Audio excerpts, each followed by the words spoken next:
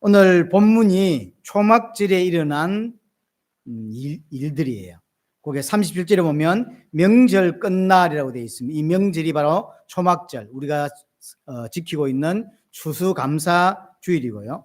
이 추수감사, 이 초막절은 7일간 지키게 되는데, 이게 끝날이라고 했는데, 이 끝날은 실제로는 7일이 지나서 8일째를 의미합니다. 물론 약간의 학자들 간에 이렇게 논쟁이 있기는 합니다만, 제 개인적으로는 7일 모든 행사를 다 마치고 8일째까지 행사를 진행하고 했던 기록들이 있습니다. 그래서 이 끝날은 8일째를 보는 것이 맞고요. 그 날을 큰 날이다, 또 안식하는 날로 그렇게 성회로 지켰다고 합니다. 그래서 쉽게 말하면 오늘 예수님이 7일간의 모든 초막절에 진행되는 걸 다 지켜보신 이후에 주신 메시지가 오늘 메시지다, 이렇게 보시면 됩니다.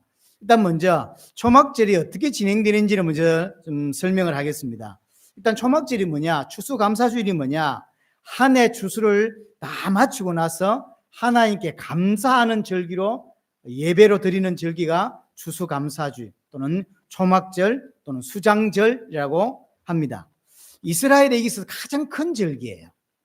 뭐 6월절도 크게 치긴 하지만 실제로 이 초막절, 수장절을 굉장히 큰 절기로 치고 있습니다. 일단 크게 두 가지를 한다고 보시면 돼요. 그 첫 번째는 뭐냐면, 초막절이 다가오면 자기 집 말고 마당이나 또는 강야 같은 데로 나가서 초막을 쳐요.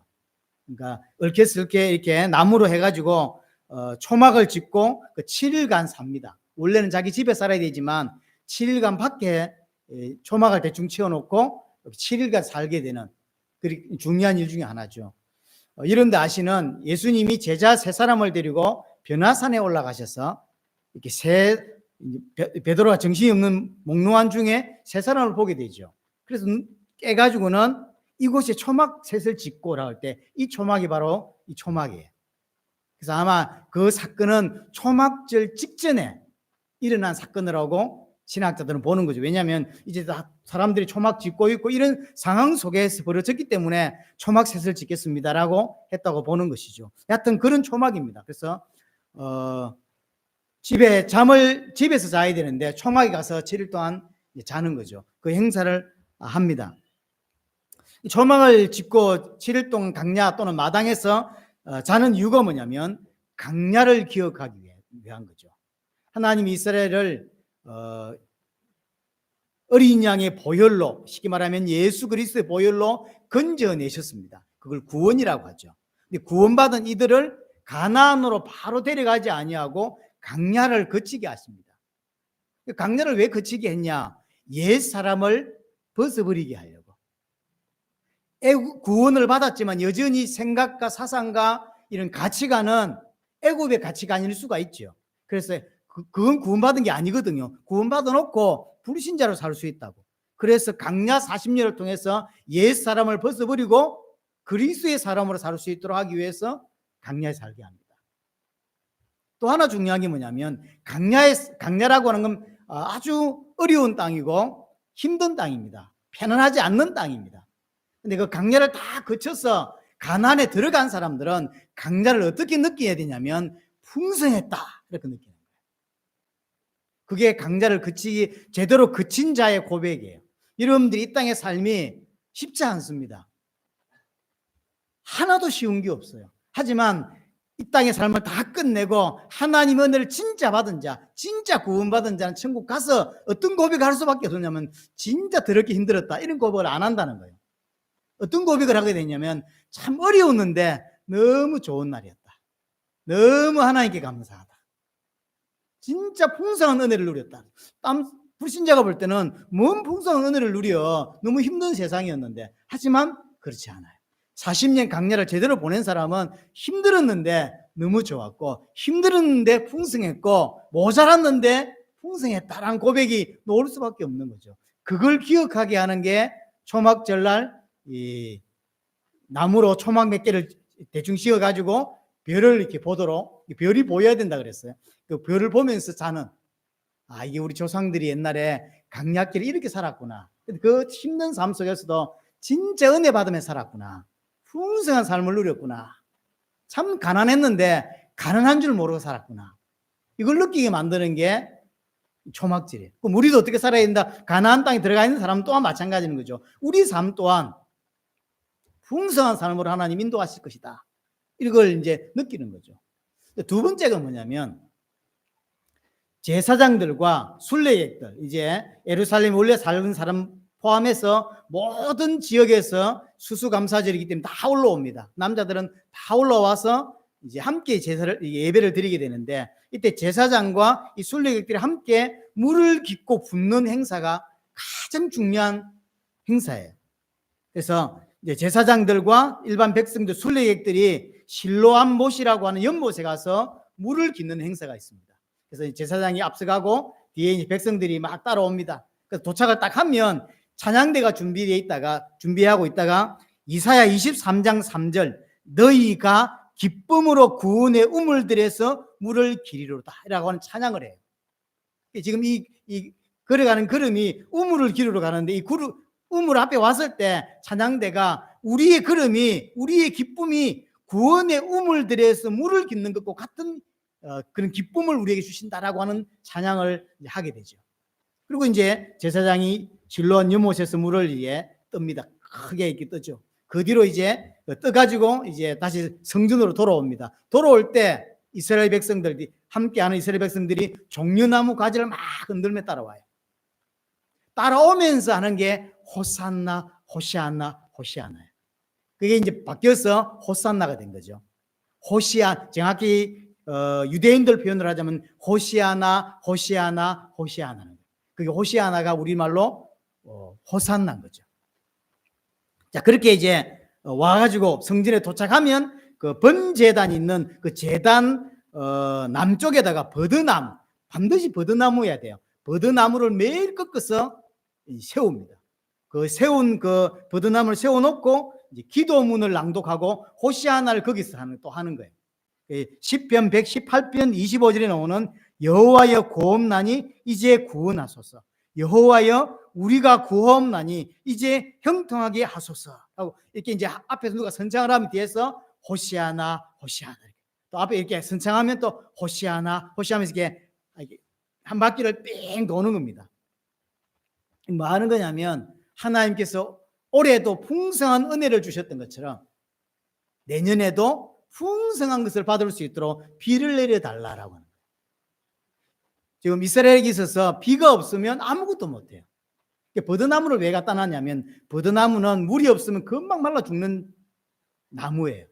그래서 이 나무가 물이 없으면 바짝 마르는 것처럼 우리는 하나님이 주시는 풍성한 물이 필요하다. 물이 있어야만 농사를 잘 지을 수 있다라고 하는 의미인 거죠. 그래서 매일 아침에 버드나무 가지를 새로 꺾어 와서 갖다 놓는 겁니다. 갖다 놓고 그게 이제 호시아나를 외치면서 이걸 이제 어떻게 하냐, 하루에 한 번 이렇게 돕니다.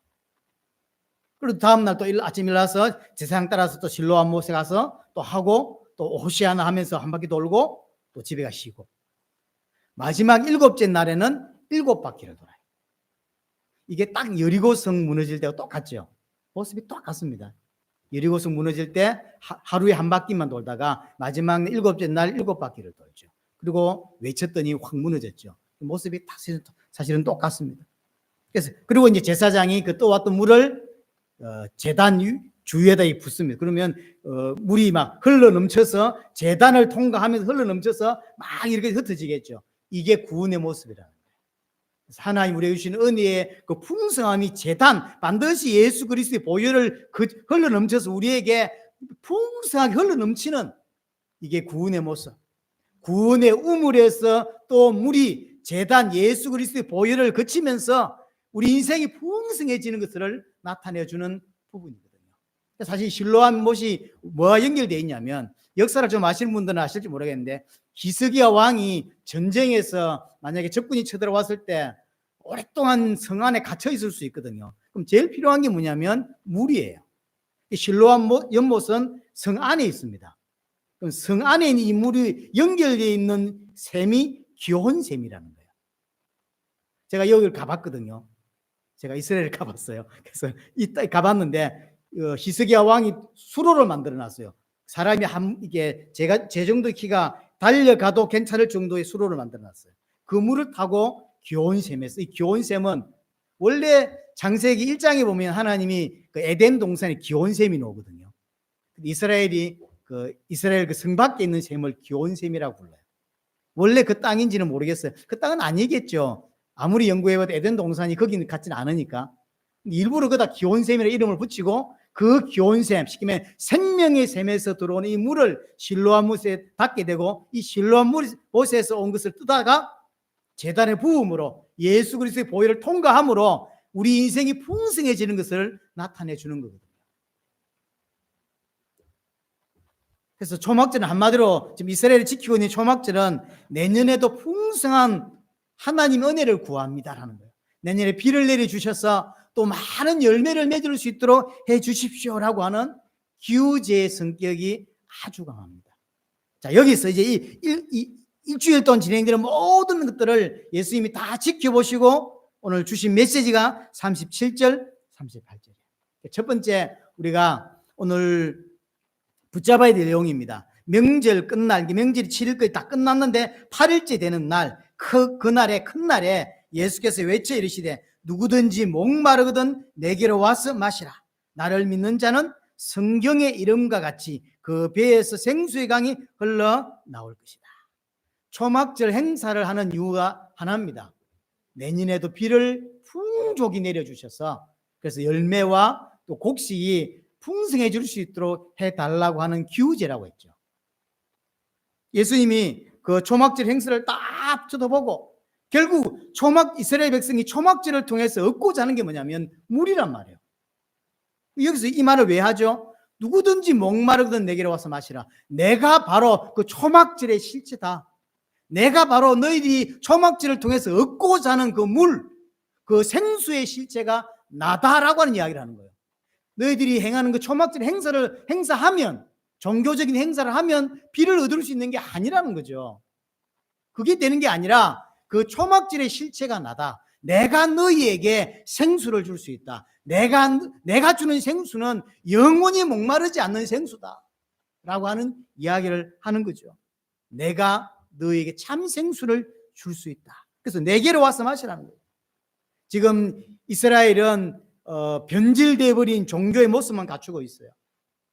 이 초막절은 나중에 골로새서 2장에 보면 모든 절기라 이 절기에 가장 크게 지키는 게 초막절이거든요. 그 모든 절기는 그림자라고 표현하잖아요. 뭘 위한 그림자입니까? 예수 그리스도를 설명하는 그림자라고. 그러니까 그 초막절의 실체가 오셨고 너희들이 그렇게 원하는 초막절 날 7일 동안 밖에 자고 또 매일 물도 와서 붓고 그 호시아나를 외치면서 돌고 그걸 마지막 7자는 7바퀴를 돌면서 그 원하는 게 뭐냔 말이에요. 하나입니다. 물이거든요. 내가 바로 그 물이다. 내가 바로 그 생수다. 그러니까 초막절을 지켜야 되는 게 아니라 절기를 지켜야 되는 게 아니라 나를 믿어야 되는 게 아니냐라고 하는 이야기인 거죠. 누구든지 목마르거든 내게로 와라. 너희 인생이 정말로 풍성해지기를 원하냐? 내게로 오라는 거예요. 절기를 지키는 자체가 절기를 지키는 이유가 예수 그리스도를 제대로 믿으려고 하는 거거든요. 그래서 내가 주는 물은 영원히 목마르지 않는 생수라고 요한복음 6장에서도 분명히 이야기를 했죠.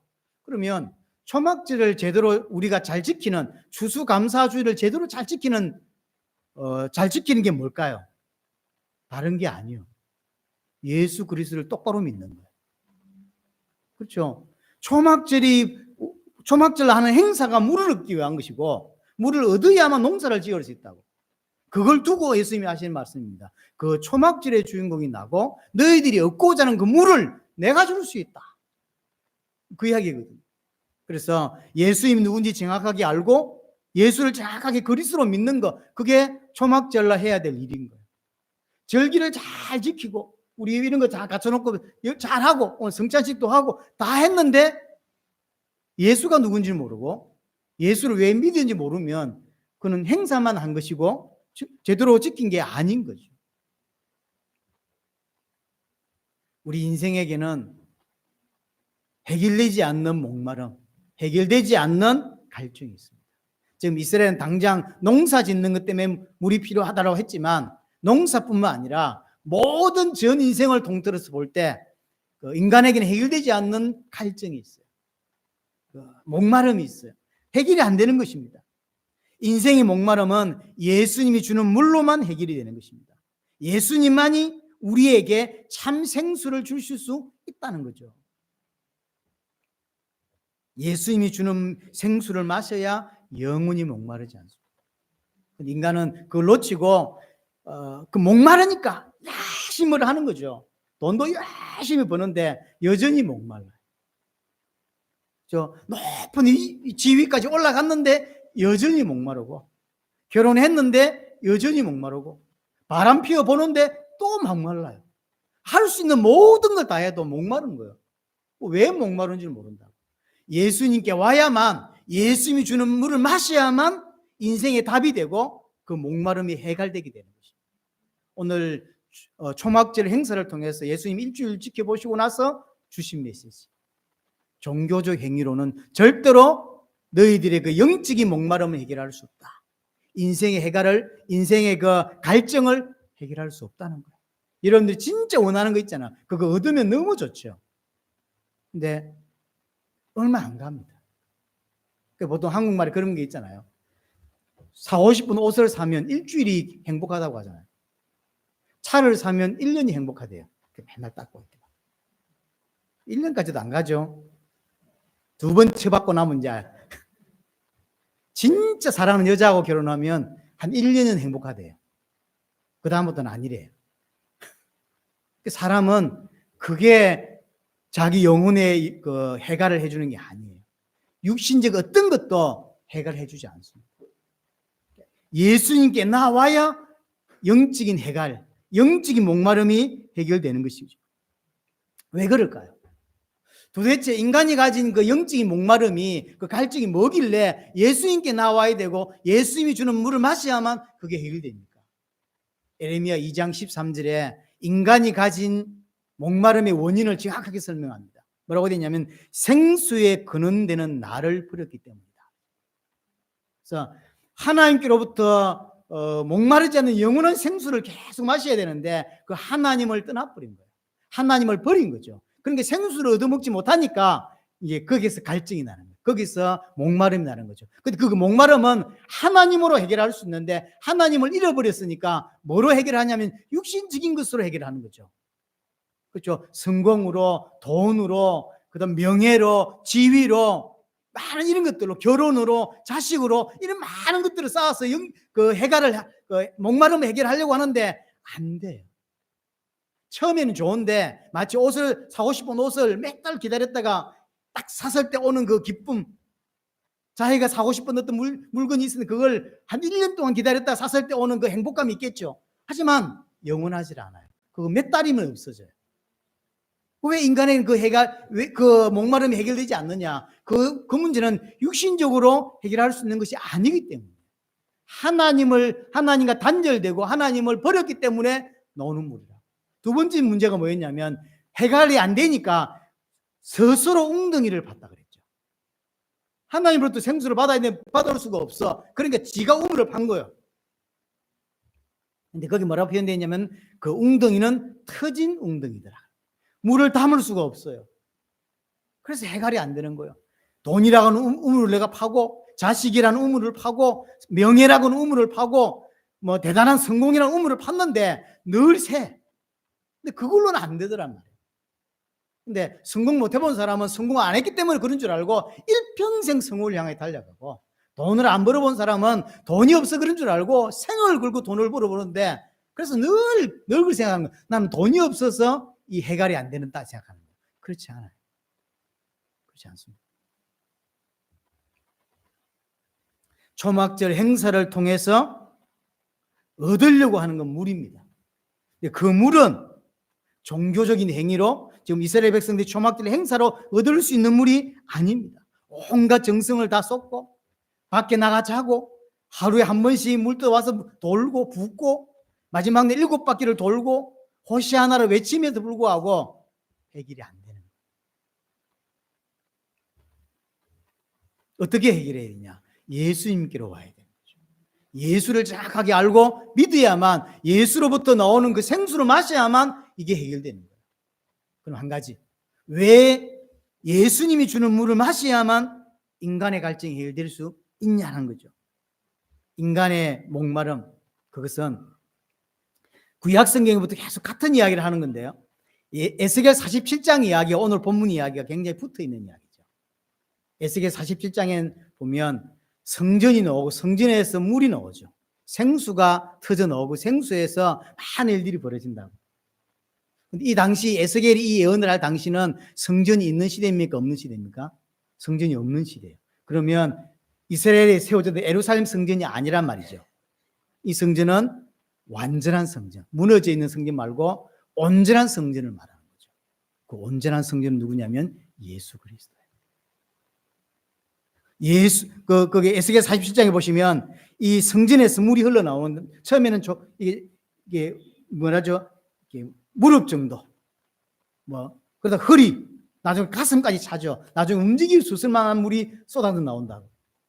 그 물이 쏟아져 나와서 사해 바다로 들어갑니다. 사해 바다 들어가 그 썩은 사해 바다가 다 살아나요. 고기가 살 수 없는 그 사해 바다가 고기가 사는 바다가 된다는 거죠. 그래서 모든 생물이 다 살아나고, 고기가 힘이 많아지니까 어부가 생겨나고 모든 게 다 살아납니다. 그 보면 뭐라고 표현되냐면 강가에 가일나무가 시들지 않는데, 가일나무 시들지 않고 열매가 끊이지 아니하고 매 달마다, 참 표현이 재미있어요. 매 달마다 새 열매를 맺는데, 그러니까 성전에서 흘러놓은 물을 강으로 들어가고 강에 모든 생물이 다 살아나고 그 강가에 심겨진 나무에서요 계속 새로운 열매들이 맺는다는 거죠. 말이 안 되죠. 그리고 그 강가에 있는 그 나무의 잎사귀를 따다가 그 잎사귀는 약 재료가 된다는 거예요. 그걸 빻아서 먹기만 해도 치유되고 막. 누굴 의미하는 거예요? 예수 그리스도. 예수 그리스도에게서 나간 생수를 마실 때 하나님을 만나고, 하나님을 만남으로 영적인 해갈이 오고 또 기쁨이 오고 즐거움이 회복되게 되는 것입니다. 그래서 요한복음 전체가 예수님이 성전이고 성전에서 나온 물을 마셔야 된다고 하는 이야기가 계속 밑바탕에 깔려 있어요. 요한복음 2장에 성전 이야기가 나오죠. 그 싹 무너뜨리라, 내가 3일 만에 일으키겠다라고 하죠. 이 성전은 육체를 가리킨 것이다라고 하죠. 이 성전에서 나온 물을 마셔야 우리에게 그 목마름이 해결되게 되는 거거든요.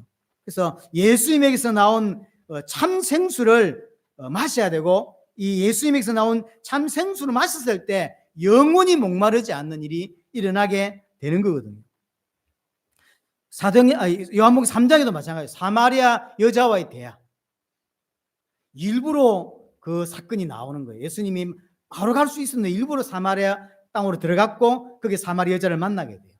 그래서 여자가 물 들어왔는데 그 여자에게 예수님이 내게 물을 좀 달라라고 하죠. 그러니까 여자가 유대인이면서 내게 어떻게 물을 달라 하냐. 왜냐면 유대인과 지금 사마리아는 원수지간 돼 있거든요. 그래서 같이 대화도 안 하고 밥도 안 먹습니다. 당신이 어떻게 유대인이 나한테 물을 달라라고 하죠. 예수님이 네가 내가 누군지 알았다면 물을 줬을 거고, 내가 주는 물은 다시 물 들어오지 않아도 될 생수를 줄 수 있었다. 그 생수를 네가 마시면 영원히 목마르지 않을 거다라고 하죠. 그러니까 여자는 그 말이 무슨 말인지 처음에 못 알아들어가지고, 그런 물도 있습니까? 하면서 다시 물 안 떠올 수 있는 그런 물이 있습니까? 그러죠. 그 예수님이 내가 주는 물은 영원히 목마르지 아니한다. 무슨 말이죠? 예수님이 성전이란 말이에요.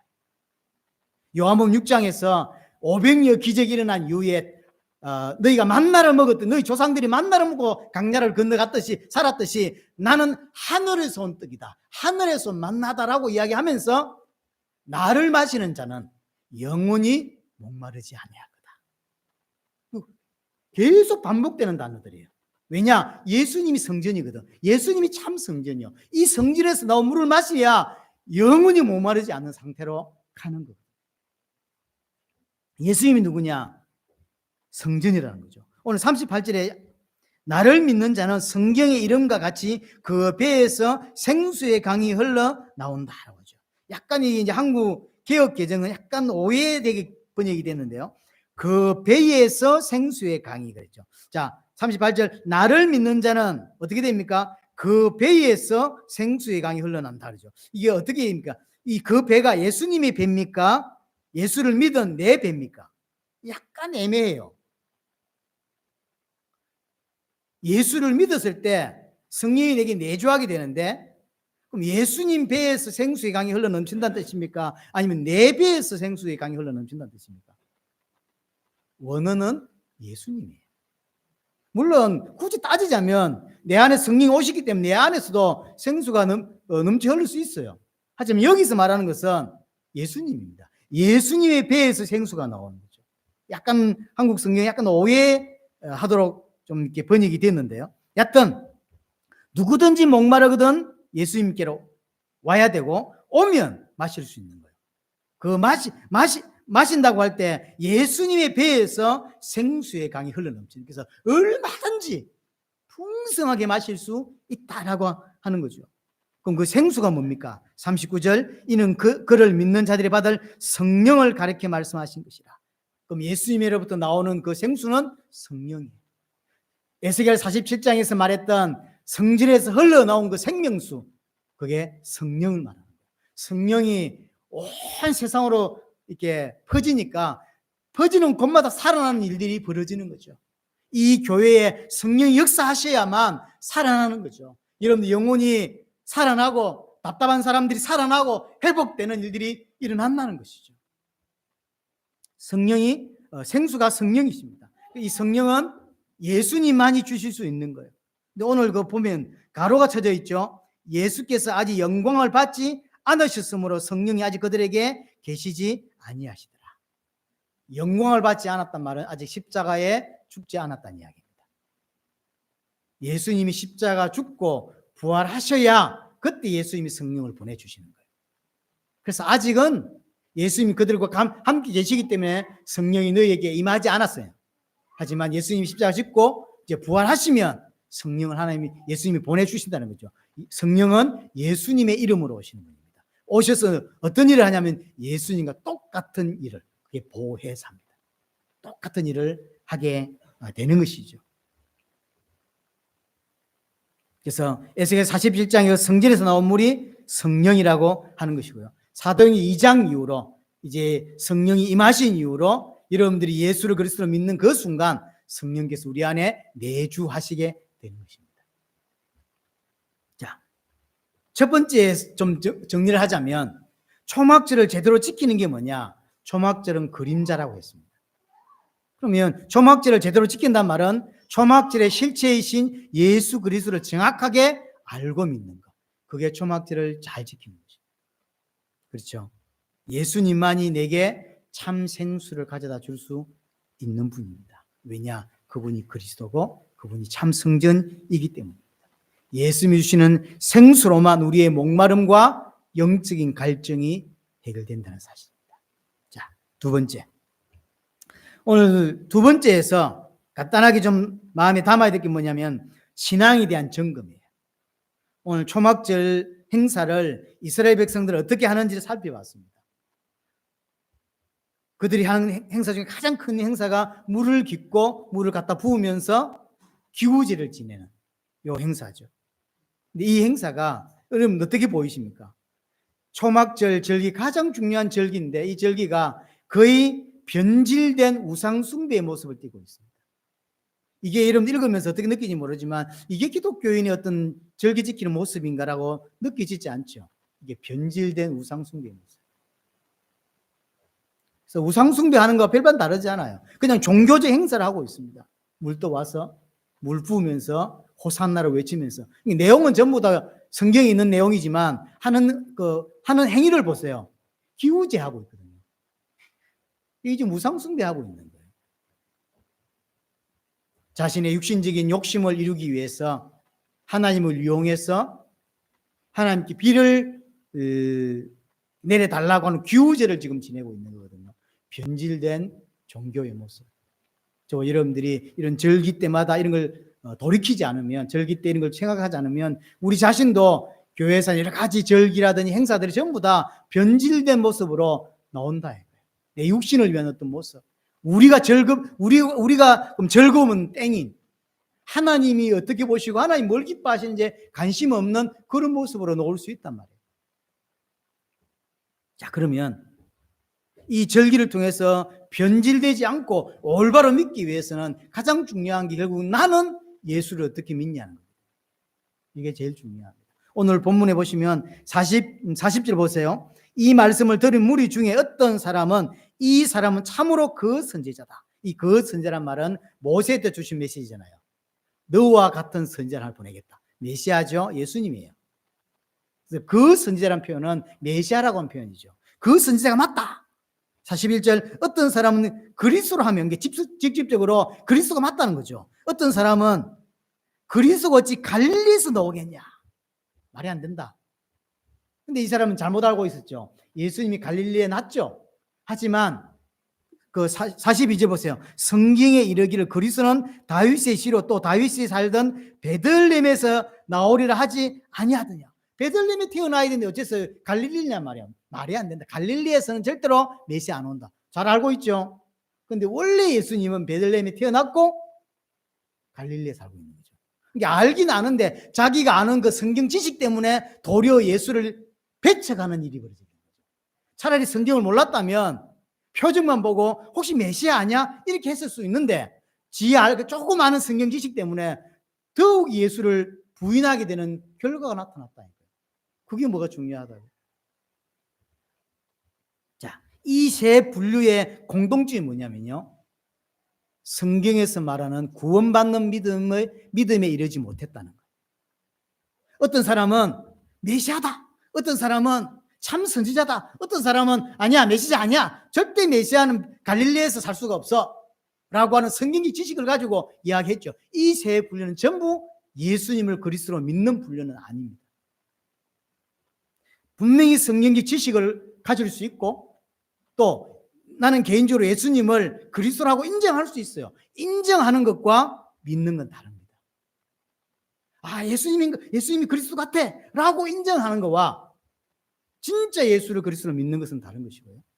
성경적인 지식이 있어가지고 메시아는 베들레헴에서 태어나야 돼 라고 하는 올바른 지식을 가졌어요. 그 지식을 가지고 올바른 답을, 사람들의 정답을 탁탁탁 이야기해 주지만 그렇다고 해서 그리스도를 믿는 믿음이 생기는 건 아니거든요. 여기서 잘 봐야 됩니다. 이 사람들은 전부 구원과 상관없는 사람들이라는 거죠. 메시아를 인정하기도 하고 어떤 사람은 성경을 탁 갖다 대면서 이야기도 했지만 그것이 성경과 관계없는 믿음이라고 하는 사실입니다. 자, 요한복음 7장을 한번 보세요. 7장 31절 한번 보세요.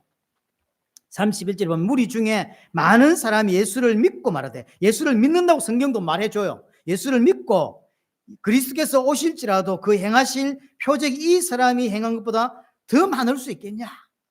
그래서 예수를 믿었다라고 표현을 해주죠. 요한복음 10장 42절을 볼게요. 10장 42절에 보시면 그리하여 거기서 많은 사람이 예수를 믿었다. 여기도 믿었다고 해줘요. 예수를 믿었다고 해요. 12장을 가보겠습니다. 요한복음 12장 42절. 요한복음 12장 42절.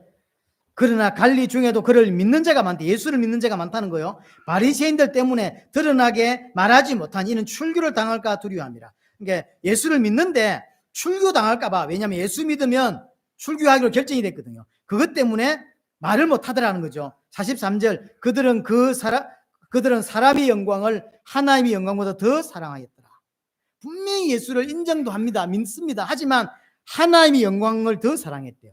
이것은 성경에서 말하는 믿음이 아닙니다. 구원하고 상관없어요.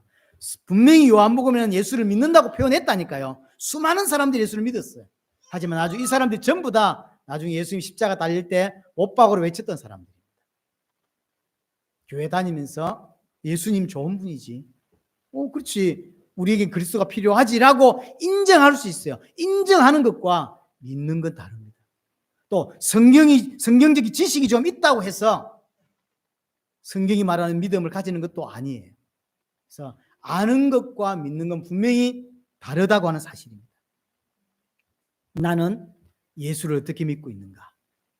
이 부분을 오늘 초막절을 통해 반드시 점검해야 돼요. 내 믿음이 다시 말하면 구원받은 믿음인가, 구원받을 수 있는 믿음인가, 성경이 말하는 믿음을 가지고 있는가라는 걸 생각해야 돼요. 예수를 그리스도로 정확히 믿게 되었을 때 예수님 우리에게 생수를 준다고 했어요.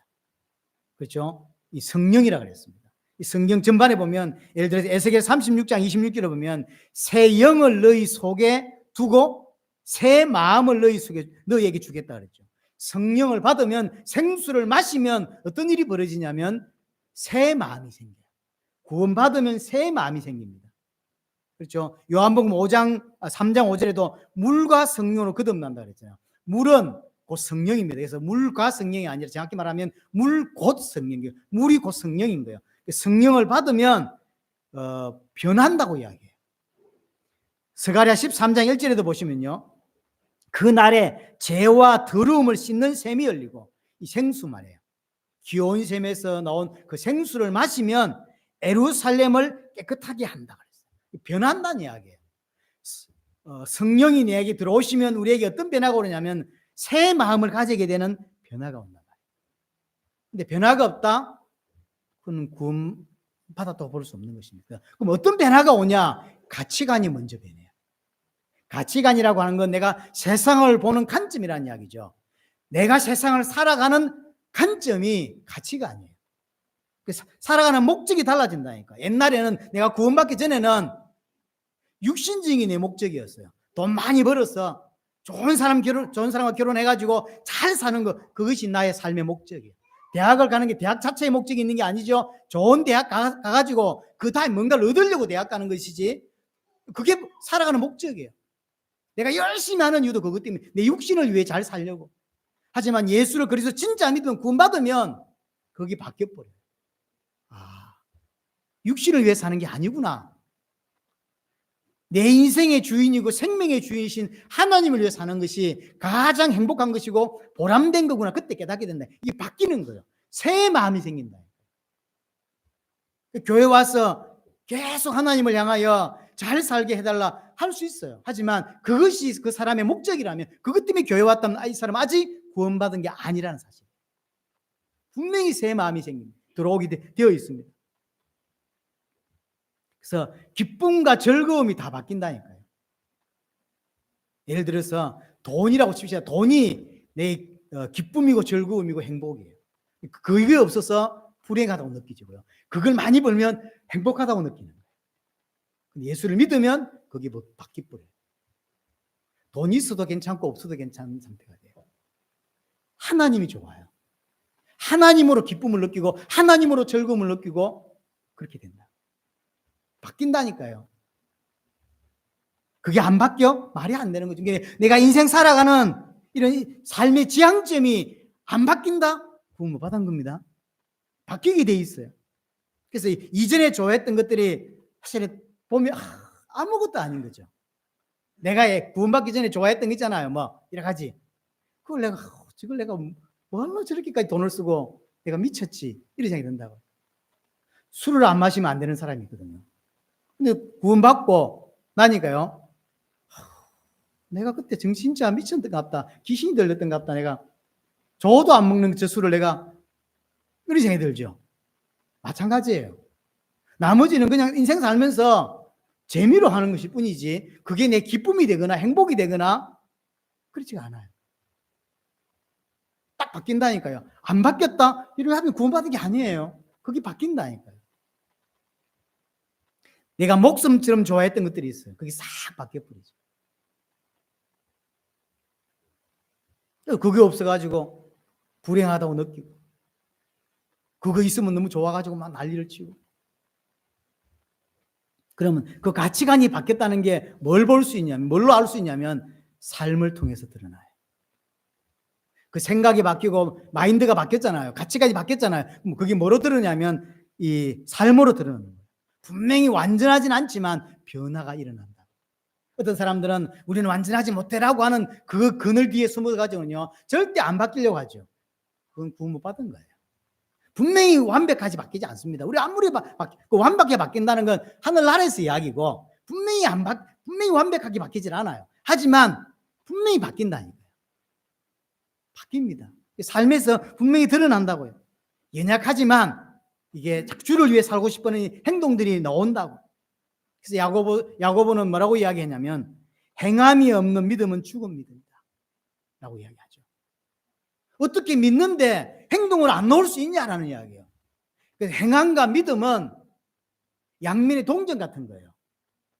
행함이 없는 믿음이 있을 수가 없고 믿음이 있는데 행함으로 안 나타날 수가 없는 거죠. 이 둘은 붙어 있는 겁니다. 그래서 아마 초대교회도 이런 문제가 발생했던가 봐요. 믿는다는데 지 마음대로예요. 주를 위해 살지도 않아. 그래서 야고보가 이야기해요. 야고보는 예수님의 형제입니다. 육신적인 형제. 너는 믿음이 있고 나는 행함이 있다. 그럼 네 믿음이 어떤 것인지를 행함을 통해 보여줘봐라. 믿음을 내게 보여라. 나는 내 믿음을 행함으로 보이겠다. 그러면서 하는 이야기가 뭐냐면 귀신도 하나님이 살아계시다고 믿는다. 그렇게 하죠. 하나님이 살아계시다. 예수가 그리스도다. 그럼 귀신도 믿는 믿음이라.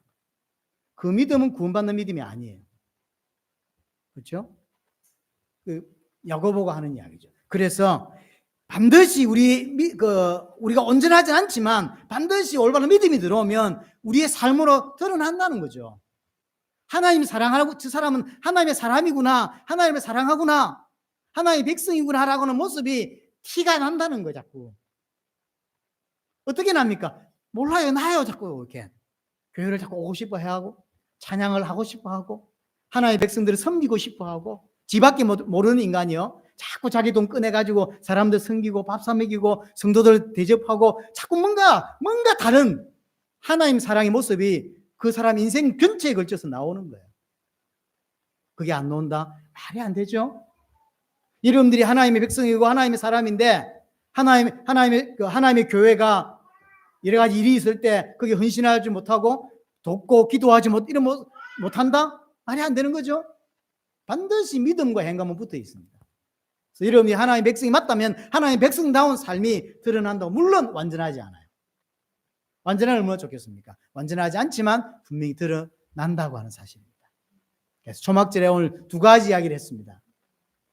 첫 번째는 초막절 전체 행사를 통해서 예수가 누군지, 그렇죠? 예수가 그리스도고 예수님이 참 성전이고 그 참 성전에서 나온 생수를 마셔야만 인생의 목마름을 해결할 수 있다라고 하는 거죠. 이스라엘 백성 이걸 몰라서 종교적 행사랑만 빠져 있는 거예요. 그 행사의 핵심이, 행사의 주인공이 예수님인데 예수님은 버리고 행사만 한다니까요. 두 번째, 오늘 이 행사를 통해서 우리가 점검해야 될 신앙. 분명히 오늘 본문 안에서 예수님을 인정하는 사람도 예수님을 그리스도라고 부르는 사람도 어떤 사람 반대하는 사람도 생겼어요. 하지만 이 사람은 전부 다 구원하고 상관없는 믿음의 사람이다. 그렇죠? 그럼 예수 믿는 건 어떤 거냐? 가치관이 바뀌는 거다. 그럼 가치관이 바뀌면 뭐로 드러나냐? 삶으로 드러난다. 사랑하고 용서하고, 그렇죠? 자비를 베풀 줄 알고 인내하고 기다릴 줄도 알고 그 사람을 위하여 기도할 줄도 알고. 그게 변화된 사람의 모습이에요. 옛날에 욕만 했는데 이제 욕 조금 작게 하고 기도를 하고. 이게 자꾸 바뀐다니까요. 저 사람도 불쌍하다. 바뀌어요. 온전하진 않지만 조금씩 변화된다. 여러분에게 그 예수로 말미암아, 예수님이 주신 성령의 은혜로 말미암아 이런 삶이 풍성해지고 변화되어지고 하나님 기뻐할 수 있는 삶으로 바뀌어가고, 여러분 때문에 더 많은 사람들이 복음을 들을 수 있는 큰 은혜가 있게 되기를 바랍니다.